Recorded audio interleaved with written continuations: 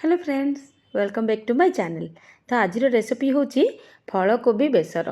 ये आम आलू और किसी चना देकी बेसर टी बनइबा मात्र 2 चामच तेल रे बहुत ही हेल्दी। आपड़ जदि वेट लॉस जर्नी रे अछंती तो परफेक्ट रेसिपी। आपको आपण पखाल रुटी किंबा भात जहाँ सांगरे भी खाई परिबे। बहुत ही टेस्टी, बहुत ही कम तेल रे हो जिवो, झटपट हो जिवो, किछि भी तामझाम नहीं। देखंतु तो चलंतु आउ डेरी न करी रेसिपी स्टार्ट करिबा। एइथिपाई मु एठी 3टी फलकोबी, 3टी आलू, गोटे टमाटो और आधा कप बाटुला चना को राति सारा बतरेकी नहीं। आपड़ देखिपे ये मु सब फलकोबी और आलू को एमती छोट छोट क्यूब्स आकार काटी देइछि।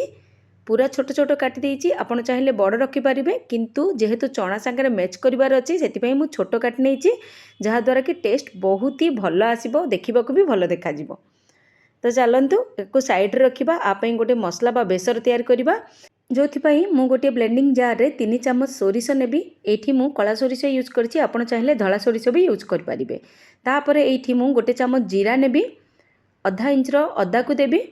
तापरे 8 ରୁ 9 कोला रसुण भी नहीं गली। तापरे गोटे छोट साइज रो पियाज नउछि। पियाज नेले आर ग्रेवी रो टेक्सचर भल आसे। तापरे टिके पानी दे आको फाइन पेस्ट करि नेबा, पूरा एकदम फाइन पेस्ट। देखंतु केते बढ़िया से पेस्ट हो जाइछि। तापरे आको साइड रे रखिबा। एबे गैस रे गोटे कड़ाई गरम कर नेइछि। तापर मु मात्र 2 चामच एटी सोरिष तेल दउछि। सोरिष तेल देबा द्वारा फ्लेवर भल आस्ता है बेसर रे। तापर गोटे चामच सोरिष देई ताकू संपूर्ण रूपे फुटिबा पई छाड़ देबा। तापर एठी गोटे छोट पियाज को मु चुन चुन काटिकी फाइनली चॉप करके नेइछि। मने रखिबे आपण बहुत बड़ पियाज बा बेसी मात्रा रे पियाज देबेनी, जा द्वारा कोन हो बहुत तेल दरकार पड़िबो। तो गोटे छोट पियाज को ही देबे। पियाज गोटे मिनट भाजी होला परे एठी मु बतरेकी रखिथिबा बा राति सारा बतरेकी रखिथिबा बाटुला चना दे देइछि और गोटे मीडियम साइज रो टमाटो को भी चुन चुन काटी दे देइछि। तापर आको कोन करिवे, मीडियम फ्लेम रे आको टिके भाजीबे, जो द्वारा कि चना टिके आपन को देखा जिवो जे टिके भाजी होला बळा तार माने टेक्सचर देखा जिवो, से पर्यंत भाजीबे। एहा द्वारा कोन हो चना टिके शीघ्र सिजिबारे सहाय्य करिवो।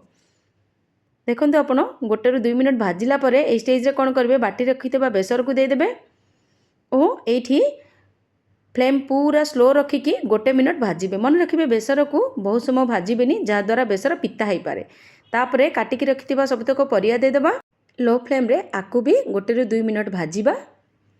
तापरे एठी कोन करिबा, सेई जो ब्लेंडिंग जार रे किछि पानी देई ताकू एठी दे देबा। आउ मु एठी आउ एक्स्ट्रा गोटे ग्लास पानी दउछि, कारण परिबा और चना सिझिबा पई एतिकी पानी दरकार होबनी, तो आउ टिके दरकार, सेइथि पई मु एक्स्ट्रा गोटे ग्लास पानी देली। आपण चाहिए जदि आपण झोल रखिबा को चाहंती ताहले आउ टिके पानी भी दे परिबे। तापरे किछि हळदी गुंड और किछि लंका गुंड देबा। बस एतिकी मसला ही एथिरे जाए, तो बहुत ही कम तेल मसला रे ए रेसिपीटी हो जाए। तापरे स्वाद अनुसार लूण देबा। जो माने रोसई जानि नाहंती से माने भी आकु बहुत सहज रे बनै परिबे। तापरे आकु कवर करिकी 10 मिनट कुक करिबा मीडियम फ्लेम रे। 10 मिनट परे तार ढांकण काढ़ी मझिरे मझिरे टिके घंटा घंटी करिबा और चेक करिबा परिया केतिकी सिझिछि। तापरे पुणी घोड़ेइकी आउ 5 ରୁ 10 मिनट कुक करिबा।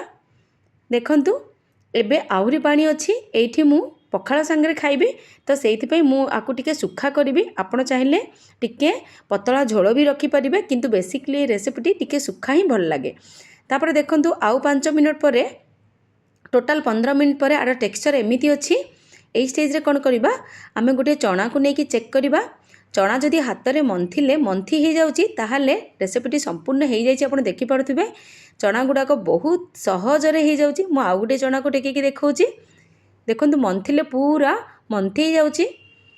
एई स्टेज पर्यंत आपण कुक करिवे निश्चय, कारण चना जदि गोटा गोटा रहि जिवो ताहाले तरकारी रो टेस्ट भी आपनको भल लागिबोनी, कारण चना रो टेस्ट बाहरिबोनी। तो एई स्टेज परे एबे तरकारी संपूर्ण हो जाइछि। आकु मु बंद कर दउछि। आपण जे चाहिबे टिके धनिया पत्र भी ऐड कर परिबे। आकु आपण रुटी, भात, पखाळ भात बा परोटा सांगरे खाई परिबे। विश्वास करंतु बहुत ही टेस्टी, एते सिंपल, बहुत ही कम तेल मसला रे हो जाए। तो आपण डेफिनेटली ये रेसिपी ट्राई करिवे। जदि भल लागिछि ये रेसिपी आपनको तो लाइक तो निश्चय करिवे। जदि चैनल रे नुआ अछंती सब्सक्राइब करिवे। रहुछि पुणी देखाबा को नुआ वीडियो रे। बाय।